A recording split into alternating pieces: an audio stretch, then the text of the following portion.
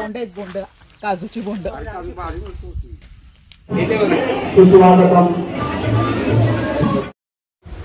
नमस्कार मित्रांनो, तुमचं श्रद्धाज वर्ल्डमध्ये स्वागत आहे. आता आम्ही चाललो आहे रत्नागिरीला. रत्नागिरीमध्ये लग्न आहे आणि थोडं देवकाचं कार्य, जसं मी तुम्हाला गेल्या ब्लॉगमध्ये बोलले होते, देवकाचं कार्य राहिलं आमच्या लग्नातलं, ते देवकाचं कार्य करायचं आहे. आणि आता हा जो रोड दिसतो आहे तुम्हाला, तो कोकरूडचा घाट आहे. आणि हा घाट ही खूप छान आहे. जसं आंबा घाट आहे तसाच हाही घाट आहे. इथून पुढे जो घाट दिसतो आहे तो आंबा घाट लागतो आहे. हा आंबा घाट आहे. कोकण म्हटलं की विविध सौंदर्यानं नटलेलं हे प्रत्येक वेळेस आपल्याला बघायला भेटतंच. तसंच हे सह्याद्रीचे कडेकापारे आपल्याला काही नवीन नाहीत, पण जेव्हा जेव्हा कोकणात जातो आपण तेव्हा मन वेगळंच काहीतरी मनाला फील होतं की आपण कुठल्या तरी वेगळ्या ठिकाणी आलो आहे म्हणून. हिरव्यागार वनराईतून आकाश बघा कसं डोकावतं आहे. आणि आम्ही सकाळी सकाळी निघालो होतो, त्यामुळे सूर्योदय झाला आहे. तिकडून सूर्योदयाची किरणं दिसत आहेत तुम्हाला. कॅमेऱ्यात नीट कॅच नाही झाले, पण मी तिथं प्रत्यक्षात जेव्हा बघत होते ते वातावरण मनाला खूप आल्हाददायक होतं. मन खूप भारावून गेलं होतं ते वातावरण बघून. हे निळं आकाश आणि हिरवीगार वनराई बघून मन खूप प्रफुल्लित झालं होतं माझं. आणि त्यात आमच्या गाडीमध्ये थोडासा मजा मस्ती चालली होती. थोडंसं ड्रायव्हर आमची चेष्टा मस्करी करत होते. तुम्हाला ऐकायला भेटेल थोड्या पुढे. इकडचं कल्चर तिकडचं कल्चर फरक पडतो.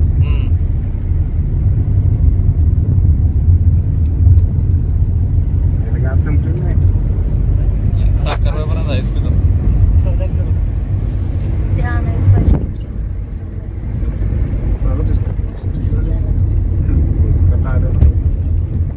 आता गाडी शिकणे रेल्वेला पण विचारतोय बाबांना तुझ्या गाडी शिका म्हणून कशाला ड्रायव्हर लागतोय. ते झालंच की आज सगळं संध्याकाळी अहो, मुलीकडे जायचं म्हटलं तरी ते रिक्षावाल्यांना 250-300 रुपये द्यायला लागतात. त्यांना म्हटलं तुम्ही 2 व्हीलर शिका. नाही ऐकत ते. त्यांना म्हणलं की गाडी घेऊन जावा नावा का घरी जावा, चावी घ्या पोराकडून गाडी घेऊन जावा. अरे बावड्या मला गाडी चालायची कुठून. त्यांचीच अवस्था नाही, माझी त्याची अवस्था तीच. आता गावाला दर दिवसाचं हेलपाट चाललंय. लग्न आहे ना गावाला, त्यातून सारखं जाणं येणं चालू आहे. देवाला पत्रिका आणि सगळंच तोडलं लागेल.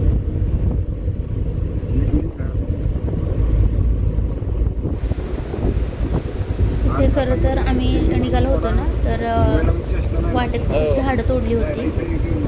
बहुतेक रस्ता बनवायचा चालला आहे, सुवर्णपत्रीकरण चाललं आहे, म्हणून गव्हर्नमेंटनेच कदाचित झाडं तोडलेली असावीत ही. पण खूप मोठ्या प्रमाणावरती वृक्षतोड केली होती. आणि गाडीमध्ये तसं चाललं होतं बोलणं की झाडं तोडली आहेत, हे केलं आहे. त्याच्यानंतर थोडा छत्रपती शिवाजी महाराजांचा विषय झाला.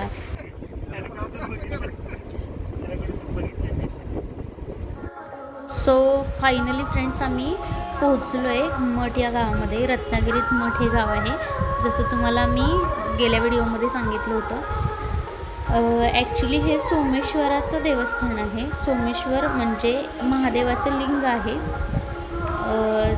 आणि जी उजव्या साईडला, माझ्या डाव्या साईडला ज्या पायऱ्या दिसत आहेत ते पालखी मंदिर आहे. तुम्हाला पालखी मंदिर पण मी दाखवेनच. आणि जो समोरचा परिसर दिसतो आहे, जे समोरचं मंदिर दिसतं आहे ते सोमेश्वर देवस्थान आहे. आणि ते मला काही समजलं नाही नक्की ते काय होतं, आणि आमच्याकडे तेवढा वेळही नव्हता आम्ही ते थांबून बघू म्हणून. मी पुन्हा केव्हा तरी इकडे नक्की येईन आणि तुम्हाला हा मंदिर नक्की दाखवेन. जर तुम्हाला पाहायचं असेल हे मंदिर कसं आहे काय आहे, तर मी नक्की इकडे येण्याचा परत प्रयत्न करेन. मला तसं कमेंटमध्ये नक्की सांगा तुम्ही. इथं मम्मी मला सांगत होत्या बहुतेक की तळं वगैरे पण आहे पलीकडच्या साईडला, पण मला काही तिथं जाता येणार नव्हतं, त्यामुळं काय आम्ही गेलो नाही. हा आहे मंदिराचा एंट्रन्स.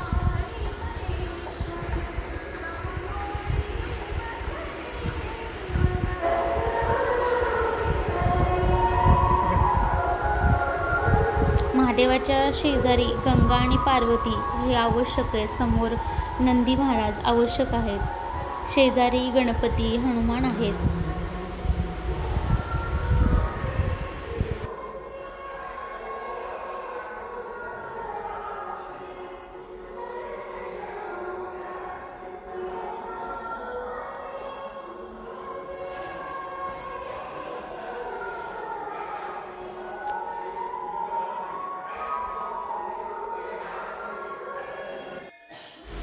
नंदीची मूर्ती येथे खूप रेखीव आहे.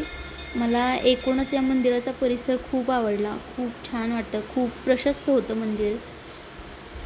आणि तिथे वरती बघता ते ठेवले ते उल्प्याचा नारळ आहे आणि देवाचा पोशाख आहे आणि हे महादेवाचं लिंग आहे. सोमेश्वर देवस्थान आहे हे.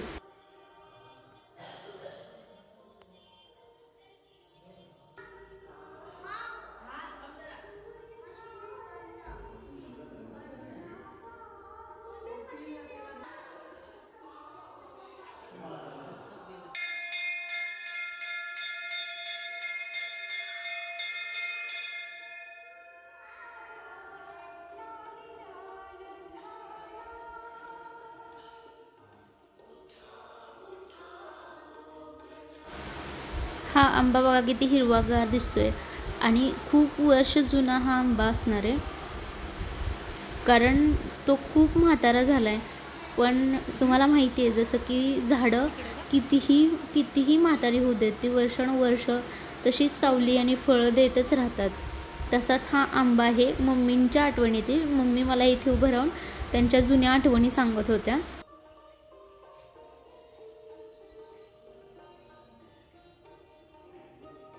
किती वर्ष जुना असेल हा आंबा? बरीच वर्ष झाली. आम्ही लहान असल्यापासून बघतोय त्याला. नाही म्हटलं तरी 60-70 असेल.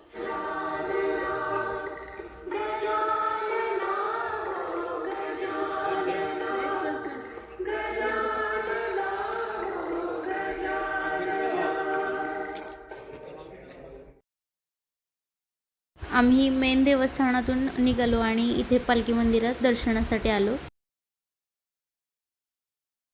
मित्रमैत्रिणींनो, प्रत्येक गावामध्येच त्या देवाबरोबरच त्यांच्या पालखीलाही तेवढंच महत्त्व असतं. इथेही तसंच आहे. शिमग्याच्या दिवशी कोकणामध्ये पालखी नाचवली जाते प्रत्येकाच्या दारासमोर आणि काही लोकांना त्याचा मान असतो की त्याच्या घरी जाऊन ती पालखी राहते. तसंच इथंही आहे. पण इथे एक खासियत आहे की त्यांनी पालखीसाठी एक पालखी मंदिर म्हणून वेगळी पद्धत ठेवली आहे. मला हे नवीनच पाहायला भेटलं की पालखीसाठी ही पालखी मंदिर आहे म्हणून, आणि त्याच्यामध्ये देव विराजमान आहेत.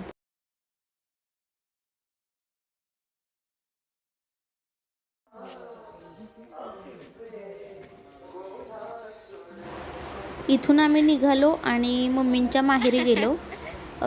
तिथे त्या मम्मींच्या मोठ्या चुलत्यांच्या घरी देव ठेवलेत. म्हणजे देव कोकणात अशी पद्धत आहे की जे मोठी लोक असतात, जे म्हणजे वडीलधारी असतात किंवा मोठे भाऊबंदकी असतात, त्यांच्या घरात देवाचा एकच देवारा पूजला जातो. आणि तिथे मग कुणाचं लग्न असेल किंवा कुठला कार्यक्रम असेल तर तिथे जाऊन नारळ वर्तवावा लागतो. ते आमच्या लग्नातला नारळ जो वर्तवायचा राहिला होता त्यासाठी आम्ही इथे आलो होतो मम्मींच्या म्हणजे माझ्या सासूबाईंच्या मोठ्या काकांच्या घरी. तर तिथे आम्ही नारळ ठेवला. इथल्या घरांची रचना बघूनही मला खूप छान वाटत होतं. जणू काही मी माझ्या आजीच्या घरी गेल्यासारखं मला वाटत होतं. तिथे सगळी जमीन सारवलेली, पूर्ण लाल माती, ही लाल दगडांची घरं, मला खूप छान वाटत होतं. म्हणजे लाल दगडं नाहीत म्हणत, त्याला चिरा म्हणतात. पण म्हणजे खूप छान वाटत होतं मला तुम्हाला शब्दात नाही सांगता येणार माझ्या भावना आत्ता. पण त्या आपलं असल्यासारखं तिथं मला फिलिंग येत होतं.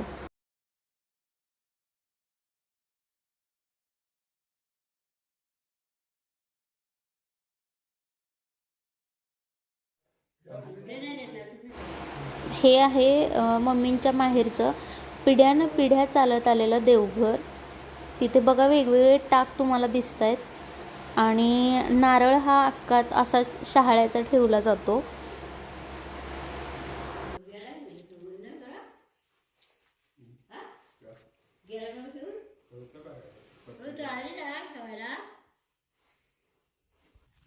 बोंड आहेत, बोंड, काजूची बोंड. कोकणचा रानमेवा.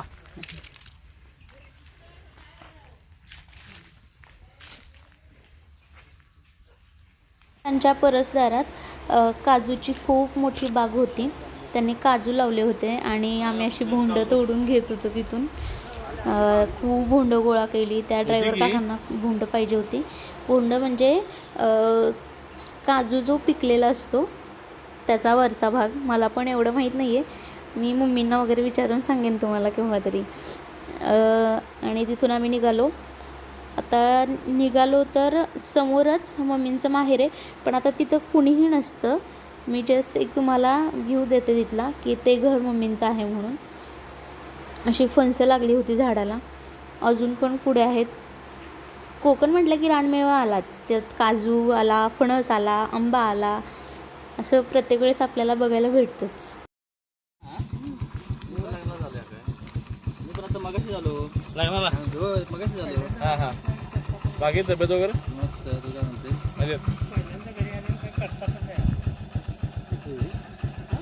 कशी भेटली?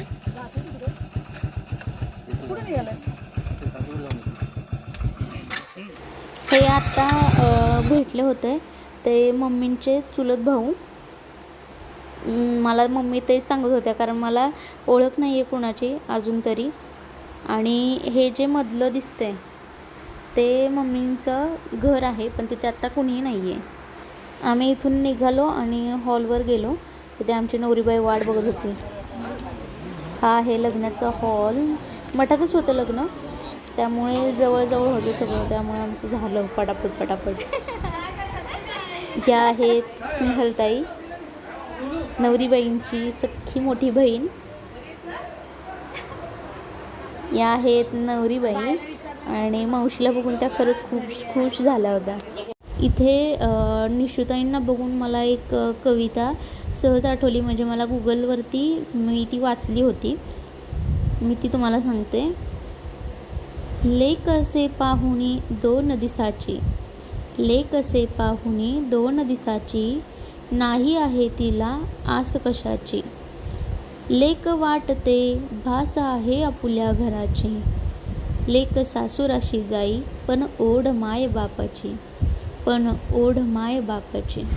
फ्रेंड्स, त्या ज्या शेजारी बसल्या आहेत त्या माझ्या आजी सासू आहेत, म्हणजे माझ्या सासूबाईंची आई. आणि त्या मला विचारत होत्या की समोर मोबाईल धरून सारखी काय करते. त्यांना म्हटलं मी व्हिडिओ करते.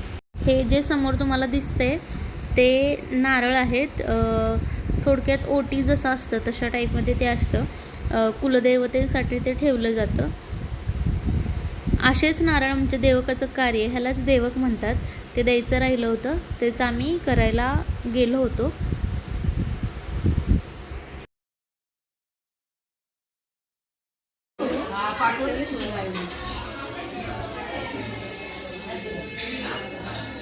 हो बाई, निम घालवायचा आहे ना आता. मस्त. अरे मी पण येऊ म्हणजे निम घालवायचा आहे. इथं चालू होतं नवरीबाईंचं फोटोशूट.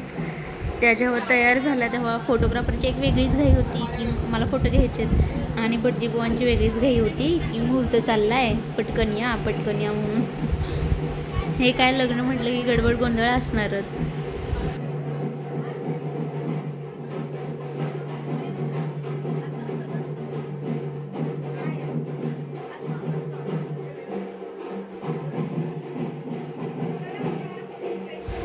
बघा नवरीबाई कशा पोज देत आहेत आणि त्यांच्या गालावरची लाली वेगळंच कौतुक सांगत होती त्यांचं. पहिली मंगलाष्टका झाली बरं का सुरू. चला लवकर चला, नवरीला घेऊन या.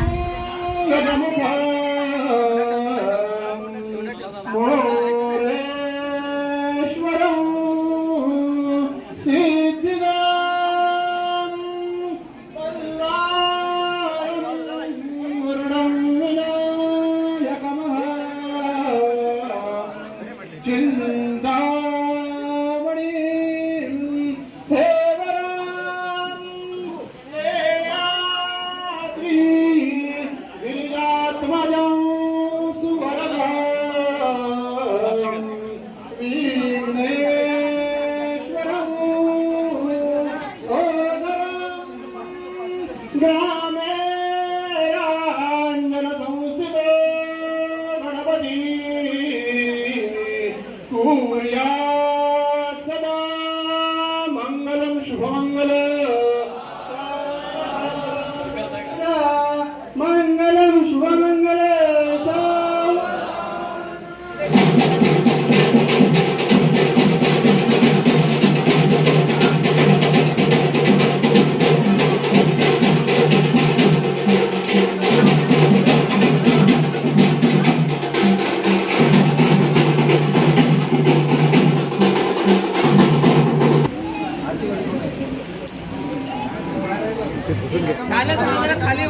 पहिल्यांदा मुलीच्या हातात हार देऊन ठेवा. होय हो, त्यांना पण आरती करायची, त्यांना फक्त कुंकू लावायचं.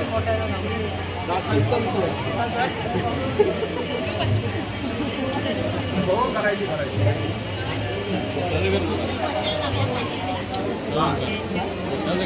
मुलाच्या हातात हार देऊन ठेवा. एक हार घालायचा सरका सरका पुढे करा नाही हळद लावा.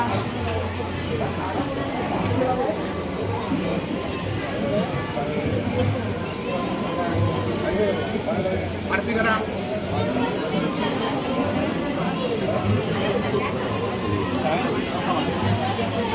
मुलाच्या गळ्यात माळ घालायची.